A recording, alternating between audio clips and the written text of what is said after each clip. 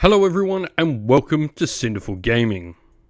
In today's video we're going to look at getting started with the Gloomspite Gitz in Warhammer Age of Sigmar, using the contents of the Gitmob army box set as the starting point, though you could also use this video if you plan to build up a force focusing around the Gitmob pack battle formation as well.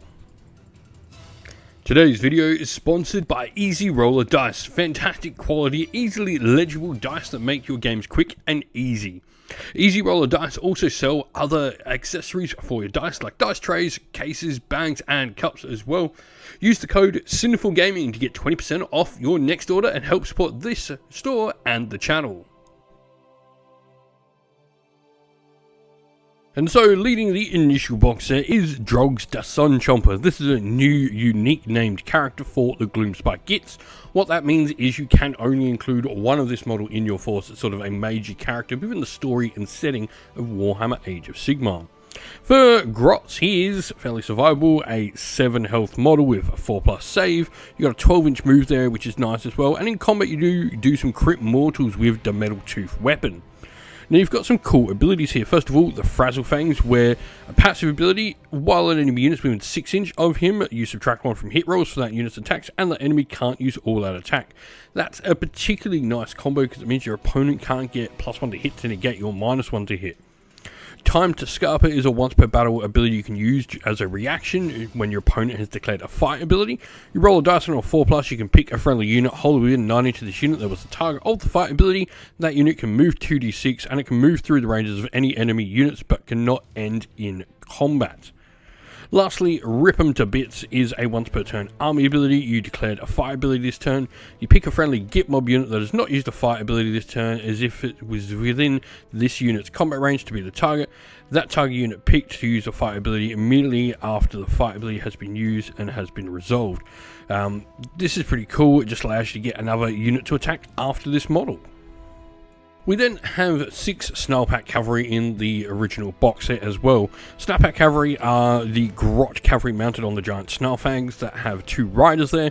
Their pointy skewers do get +1 damage on the charge, so they are wounding on 5+. It's really all about the giant Snarlfang's jaws here, which are going to be the damage 2 weapons at all times and wound on that 3+.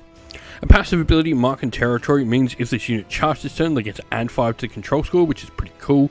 They're only control score 1 base, so even if you have the full unit of 6 there, you are only going to get a control score of 11 when you charge in.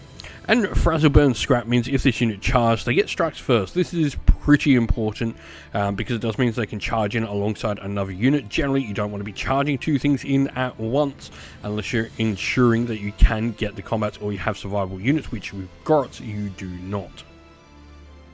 And lastly, we have a unit of Sunstealer Wheelers. These are a 2 model chariot unit. They're armed with grot bows, so they can do a couple of shots at range, but it's all about the chariot really that's going to do the attacks, and the Snarlfangs there as well with those damage too. Careening Destruction is a once per army ability you can use during your movement phase. This means only 1 unit of Sunsteel Wheelers can do this ability. This effect here is this unit can move a distance up to its move characteristic. It can pass through other models and the combat range of enemy units, but it cannot end the moving combat. Then pick up to 1 enemy infantry unit that it passed across, inflict D3 mortal damage, add 1 to the amount of mortal damage inflicted for each model in this unit as well.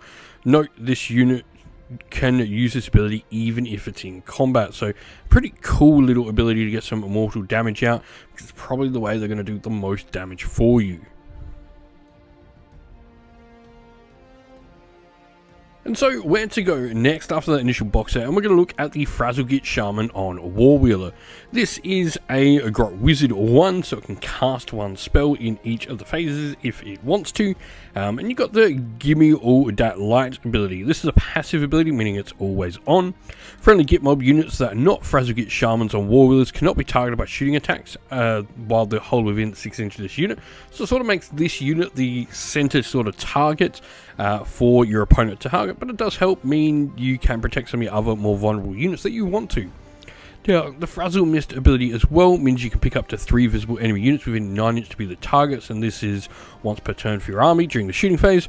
Roll a d3 for the target on a 2+, inflict an amount of mortal damage on the target equal to the roll. So you can sort of do out a little bit of extra damage other than just your base sort of magic from this model.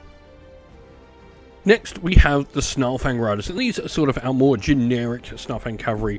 They have 2 health each, a 5+ save, that 12-inch move, and are armed with grot bows, and they've also got the Snarlfang Slavering Jaws in there in combat for some damage to attacks. The Can't Catch Us ability is once per turn army, used during the enemy movement phase. If this unit's not in combat, they get a free d6 move. This is pretty cool in all honesty. They can have a champion, musician and standard bearer in their units as well. This helps them with additional rally rolls and also a little bit of extra control score. But also, really what they do is they're pretty cheap. This is a unit you can use to go grab objectives on the table and not miss the combat output they're going to do all that much. Lastly, we have the Doom Diver Catapult, an old classic of Warhammer Fantasy come back with a brand new model that's awesome to see. The Doom Diver itself has 4 attacks, hitting on 4s, wounding on 3s with Rend 3, damage 3. This is just a pretty solid shooting profile. Now, you do have the Shoddy Windlight Gizmos ability, which you can use once per turn per army and during any shooting phase. You can reroll hit rolls for this unit's shooting attack, but for each hit roll that is rerolled, subtract 1 from the Rend of this Doom Diver Catapult. So, you know, it can be a really cool way to get some damage through, especially if your opponent's only got like a 5+ armor save. You can get a free reroll in there. If they've got a 6+, you can have 2 free rerolls in there. It's pretty nice to have access to. For all, it's going to provide you with some decent long-range shooting, unlike your general grot bows, which aren't going to do an awful lot. And so, for our force today, we are going to look at the Gitmob pack battle formation here. This gives us the Git and Run ability we can use during the movement phase. We pick a friendly Gitmob unit that is not in combat to use the ability, then pick an enemy unit in combat with that Gitmob unit to be the target. The same enemy unit cannot be picked to be the target of this ability more than once per phase. If you picked a target, roll a d3 on a 2+, inflict some mortal damage on that target, and then move a distance of your unit up to its move characteristic, and it can move through the combat ranges of enemies but can't end that move in combat. It's a pretty cool ability, once again enabling you to get out of combat pretty much scot-free. And so our first regiment here, we're going to have Drogs the Sun Chomper leading it as our hero and our general. And then for units, we have a unit of Snarlpack Cavalry that's been reinforced, unit of Snarlfang Riders, unit of Sunstealer Wheelers, and the Doom Diver Catapult. While for our second regiment, we're then going to have just a hero by themselves, which will be our Frazzlegate Shaman on War Wheeler, the Artifact of Power, the Calamity Cow for -1 to hit, and the heroic trait Loon Touch to give them +1 to cast. We hope this video was helpful in getting you started with Warhammer Age of Sigmar, and it was able to give you some ideas and inspiration to start your own force in the game. If you have any other questions at all, please comment down below, and while you're there, don't forget to drop a like, subscribe, and join our Discord server to check out all our future Warhammer Age of Sigmar content.